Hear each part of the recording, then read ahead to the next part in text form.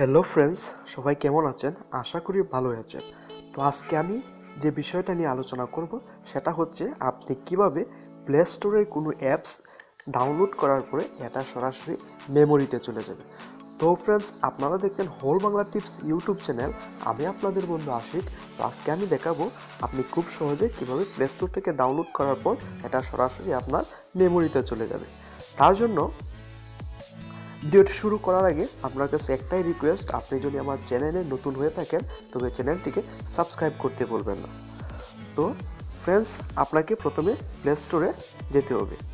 Play স্টোরে গিয়ে search করবেন বেকআপ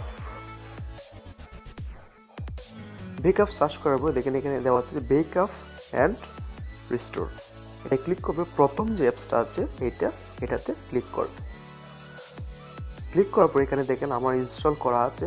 তো আপনি ইনস্টল করার পর সরাসরি এটাকে ওপেন করবেন।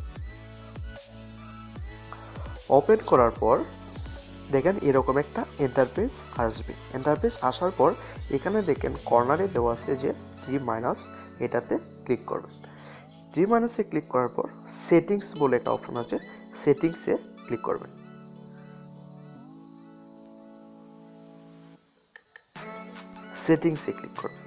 সেটিংসে ক্লিক করার পর এখানে দেখেন অটো বেকআপটা অন করে দেবেন। অটো বেকআপটা অন করার পর এখানে বেকআপ পাথ এটাতে ক্লিক করবেন। এটাতে ক্লিক করার পরে নিচে দেখেন দেওয়া আছে যে স্টোরেজ বা এসডি কার্ডে ক্লিক করবেন। এরপরে কনফার্ম সিলেক্ট করে দেবেন। এরপরে ইয়েসে ক্লিক করবেন। ইয়েসে ক্লিক করার পরে 5 সেকেন্ড কিংবা 10 সেকেন্ড কিংবা 20 সেকেন্ড সময় নেবে। সময় নেওয়ার পর আপনি যে ইন্টারফেসটা আসবে, তারপর আমি দেখিয়ে দিচ্ছি, একটু সময় নিতেছে এটা।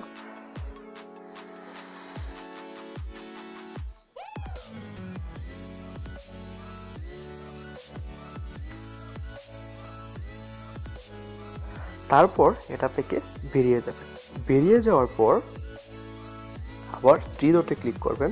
3 ডটে ক্লিক করার পর এখানে দেখেন যে এসডি কার্ড এখানে দেওয়া আছে, এটাতে ক্লিক করবেন। ক্লিক করার পর এখানে এসডি কার্ডটা সিলেক্ট করে দিবেন। এখানে অলরেডি সিলেক্ট করাই আছে। এটা হচ্ছে আপনি কিভাবে খুব সহজে করতে পারবেন।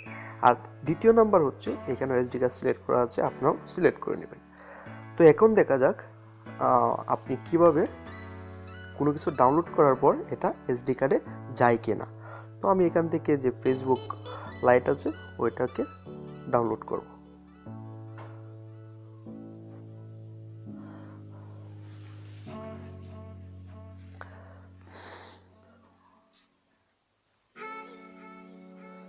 ইনস্টল হইতেছে।